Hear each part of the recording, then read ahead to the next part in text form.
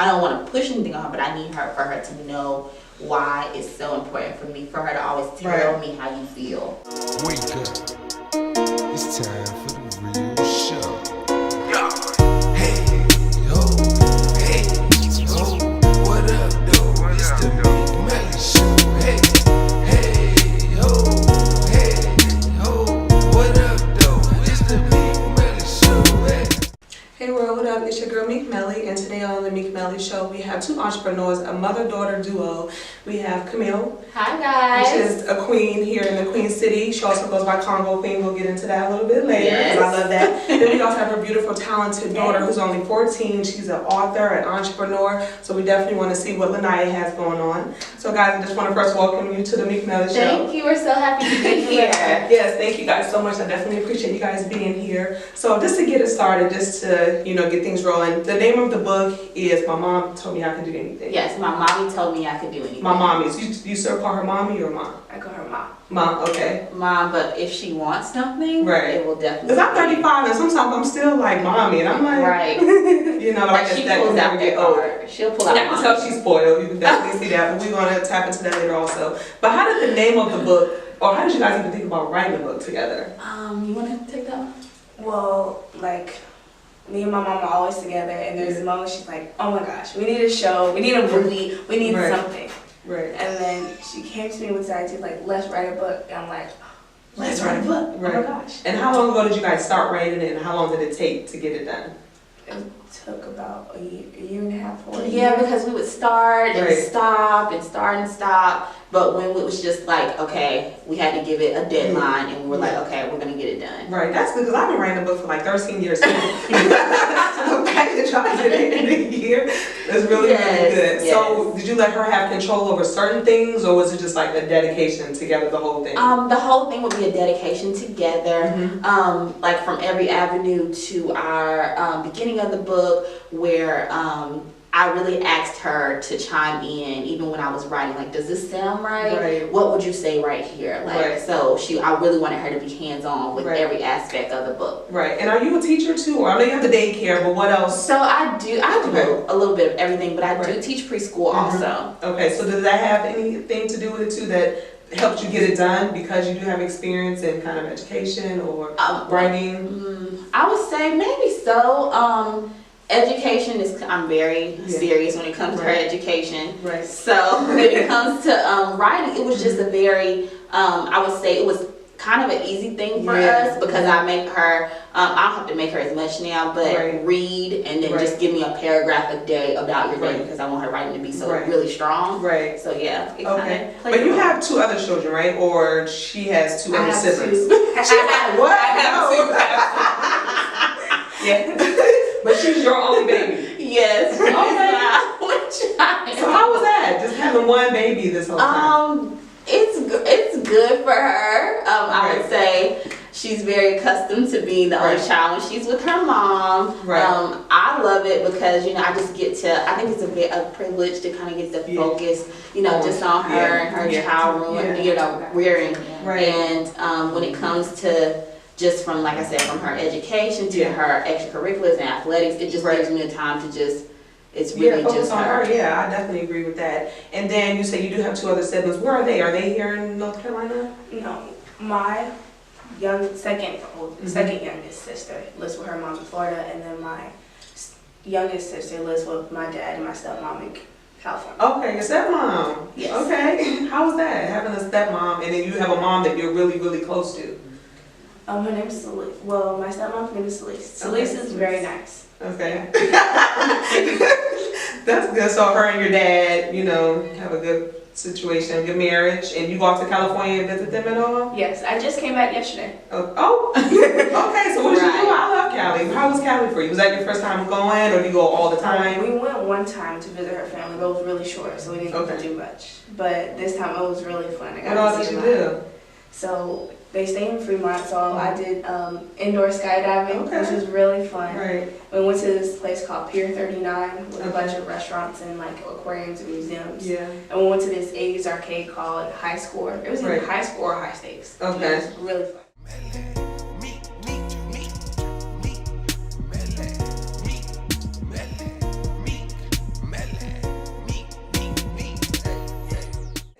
guys are close. My mom and I, we weren't, you know, always close. So to see a mother-daughter bond or relationship is good, because then you can grow up and there's a lot of things that you don't know just because you didn't have that mother-daughter relationship. Right. I think for me, and like you said, how your mom wasn't close. Your mom probably loved you, guaranteed. But oftentimes they didn't know how to be that close. They didn't. They may have not been taught or just wasn't able to just let their guard down and let us. The things that it's a cycle sometimes. Yes. They go through. That's exactly what it was. And I just believe that here with Naya, like, I want to defy all odds. I had Naya when I was 15. Oh, wow. And it's been very important for us to be one-on-one, because we've literally grown together. When I was in school, a lot of the book is definitely true. When I was in school, she was in school. She was in preschool. When I was in college, she would be there right with me. So she did see a lot. And I practice transparency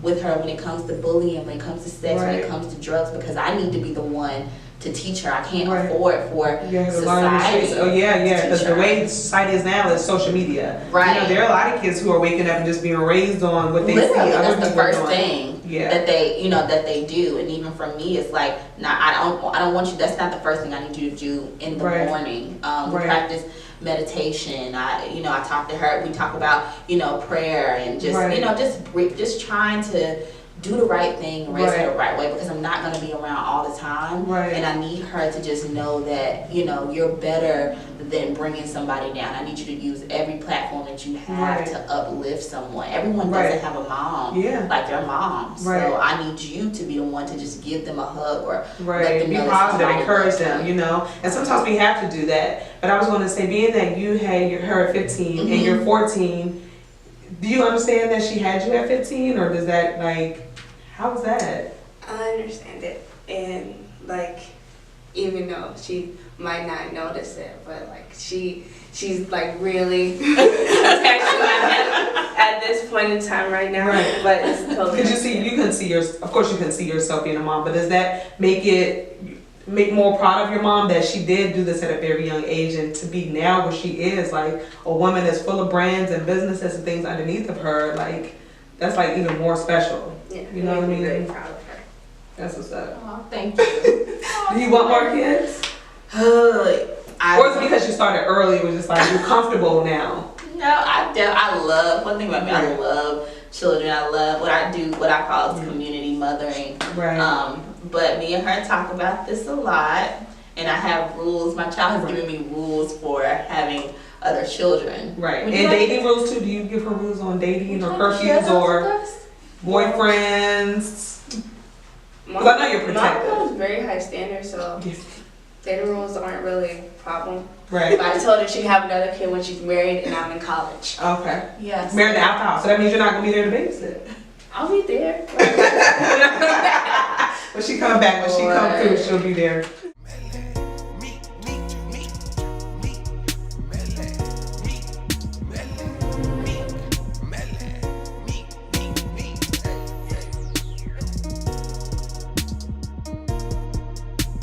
Y'all think that you guys know each other really well? If I asked you anything about your mom, you would know, and vice versa? I know that child like the back of my hand. Okay. All right. Okay, so we're going to play a little game. There are two boards underneath with a marker and erasers on the end. So I'm going to ask you both a question. Okay. No cheating, no looking. I'm not trying to cheat. And so we're just going to see if you guys can answer the same question about each other. What's your daughter and what's your mother's favorite artist? It could be a rap artist, single, gospel, reggaeton, whatever you like. I got it. Okay, so what is your favorite artist? What's mine? Yeah. What is my favorite artist? I don't even know much. But if I had to choose, it would probably be Lupe Fiasco. Okay, so what is your mom's favorite? It's Jeezy.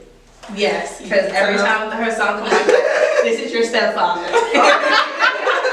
All right, well y'all got that one. Yes. Okay, so the next one is, what is your mom or what is your daughter's destination vacation? The fantasy vacation, somewhere that if you could take your mom or you can take your daughter today, where are y'all going?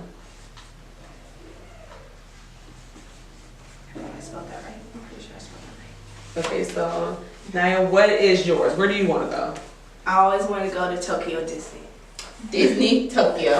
Okay, and what's your mom's? I think it was. What is it? It was Dubai. I was like, is it Ibiza or Dubai? I was so confused. Yes. That's what's up. Okay, I do have a little prize for you. Can you grab some cute little socks over there? Just so cute since you guys are busy.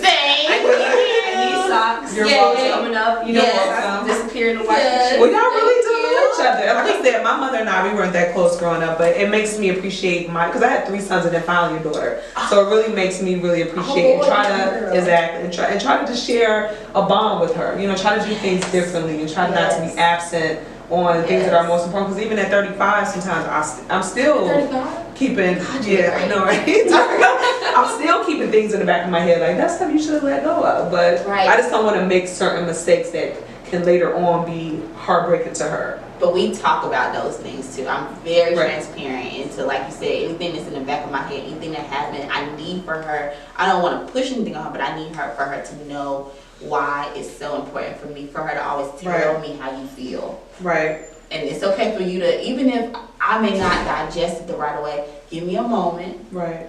And then let me give it back. Then let's talk about it. But I'm really bad with, like, one thing that she does is, like, I'll say, like, if she's mad, she'll just be, like, quiet, like, straight face. So you know what she meant. Oh, definitely. And you need to talk about what you're mad about. You need to say, use your words, verbalize. That's my favorite. Right. I agree. You got to communicate. Yeah. So what's something that you guys can just, before we go, just something positive that you can share with the mother-daughter who may not be as close, and you can always let them know it is a second chance, second time around, no matter how old you are. Yes. Because some people haven't seen their mother in like forever.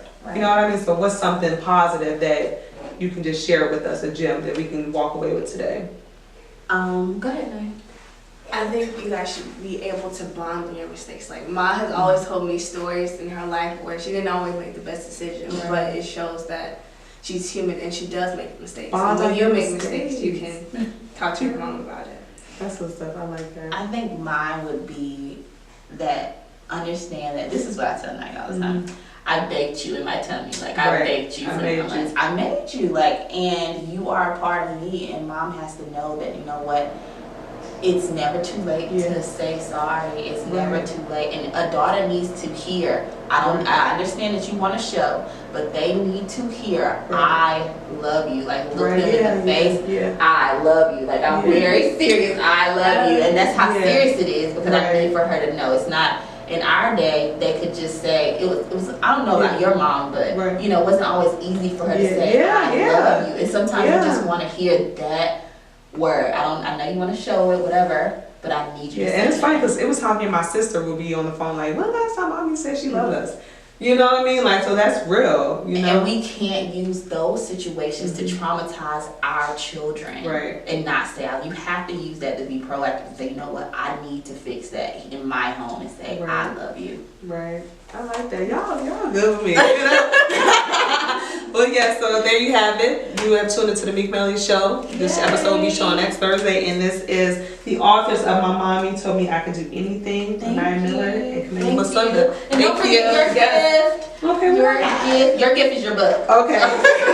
Thank you. It was a pleasure having you guys on. Thank you so much.